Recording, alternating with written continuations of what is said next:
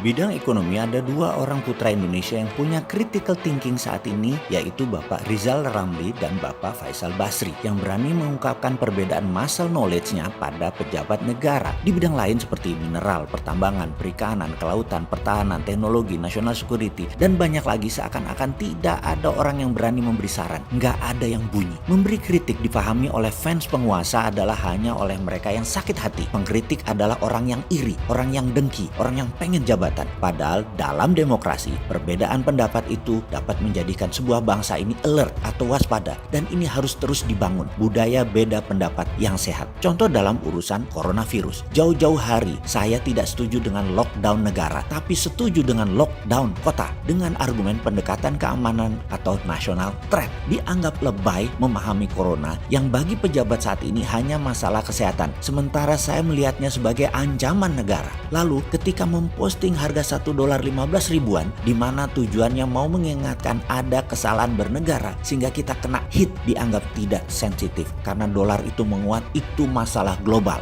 Sebentar, corona di Vietnam tidak menjatuhkan nilai dong Vietnam. Sejak awal tahun hingga hari ini, dong Vietnam hanya bergeser 0,3% saja, sementara rupiah jatuh 10%.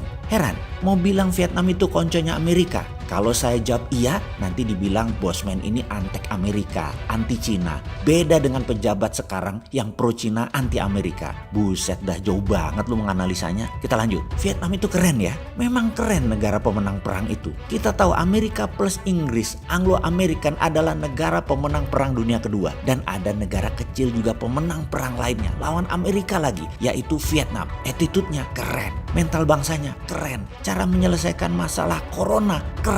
Vietnam sangat berdaulat dalam mengatasi masalah dalam negerinya. Di negara lain, di Cina, PKC, Partai Komunis Cina adalah partai pemenang perang melawan sistem imperialis kerajaan Cina yang sudah berdiri ribuan tahun. Secara internal mereka berdaulat, belum pernah memang menang perang di luar negara mereka. Sekarang mereka coba, Cina coba menantang hegemoni. Kembali ke critical thinking. Saya heran dengan petinggi partai, petinggi jabatan yudikatif, eksekutif, legislatif. Bapak bangsa, mana wejangan kalian menghadapi situasi saat ini? Mana suara kalian? Mana direction kalian? Cuek banget sih kalian ini sekarang. Nggak bunyi sama sekali loh. Directionnya, komentarnya, sarannya nggak ada tuh. Kemana aja ente? Begini deh, saya yang nggak punya apa-apa mencoba mengingatkan sahabat di media sosial, menyarankan self lockdown. Sekarang lagi dibuatkan program agar bisa dapat income dari rumah. Menyarankan menyediakan bahan dasar kebutuhan pangan 1 bulan di rumah. Dan kalau mau menyetok lebih, pastikan bukan untuk di stok pribadi tetapi untuk diberikan kepada tetangga jika nanti ada yang membutuhkannya. Sisi bisnis investasi, tahan dulu jangan beli saham, tahan dulu jangan ras tabungan lalu beli dolar. Sekali lagi, jangan ras bank, ambil dana secukupnya, belikan emas sebagian uang idle tersebut.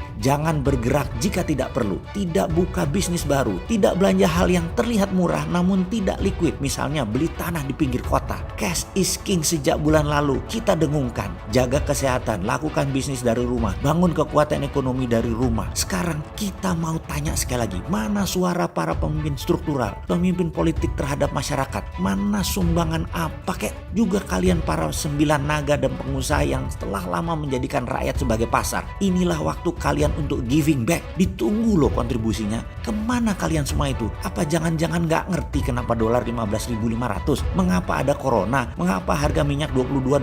Mengapa Amerika serang Cina terus? Mengapa Amerika serang Eropa, serang Rusia? Ada apa dengan Amerika? Jangan-jangan kalian nggak tahu Cina strateginya dengan secepatnya melockdown yang membuat Cina akan duluan keluar dari pit stop. Kenapa nggak ditiru? Nanggung amat sih ikut Cinanya. Amerika baru mau masuk pit stop, Indonesia tetap tidak mau masuk pit stop. Walaupun bensin sudah mau habis, ban sudah tipis, tetap gaspol pakai ban untuk musim hujan walaupun treknya sekarang kering. Bener deh, jangan takut dan ragu lockdown Jakarta. Begini saya ilustrasikan. Dalam sebuah tradisi Indonesia di Bali, kita punya budaya nyepi. Sewaktu nyepi kita inward looking, semuanya hening. Bahkan burung pun berkicau hari itu tidak. Anjing tidak menggonggong, pecah pecalang di luar menjaga keamanan. Lalu lusanya, ya bisnis lagi seperti biasanya. Apa ada yang rugi? Ya tidak. Lakukan nyepi selama 2 minggu, itu lockdown Jakarta. Akhir bulan ini selesai semuanya. Dan setelah itu bisnis seperti biasa lagi. Bursa saham tutup, pusat pemerintahan geser ke Solo atau Jogja. Kalau tidak dilakukan nyepi, masyarakat terus bergerak, maka wabah virus perang biologi ini akan mengalami community transmission yang cepat tertular tanpa tahu di mana oleh siapa penularannya. Ini akan merepotkan penanganannya. Sudah tahu masyarakat Indonesia tuh cuek banget dengan apa yang namanya tindakan preventif. Kalau kena baru nyalahin orang lain. Pokoknya dirinya nggak pernah salah. Itu ciri kebanyakan masyarakat saat ini. Apatis banget. Gak usah begitu. Ini saja saya pakai terminologi pengandaian dengan kata nyepi. Bisa dimacem-macemin. Bisa dicari dalil untuk menyalahkannya. Bukan diambil esensinya. Singkat kata, kita harus lakukan nyepi lockdown untuk Jakarta. Pecalangnya TNI. Segera. Saran saya bagi sahabat para influencer sosial media, para selebriti yang punya banyak follower, para negarawan partai, para pemimpin pesantren, siapapun yang memiliki pengaruh kepada masyarakat, sadarkan semua orang bahwa Jakarta sebaiknya mulai lockdown sebentar lagi. Dan di luar Jakarta, batasi keluar yang perlu-perlu saja. Social separation itu penting. Saat ini kita punya me time. Saat ini kita punya private time untuk membenahi diri, membenahi agama, bangsa, dan negara.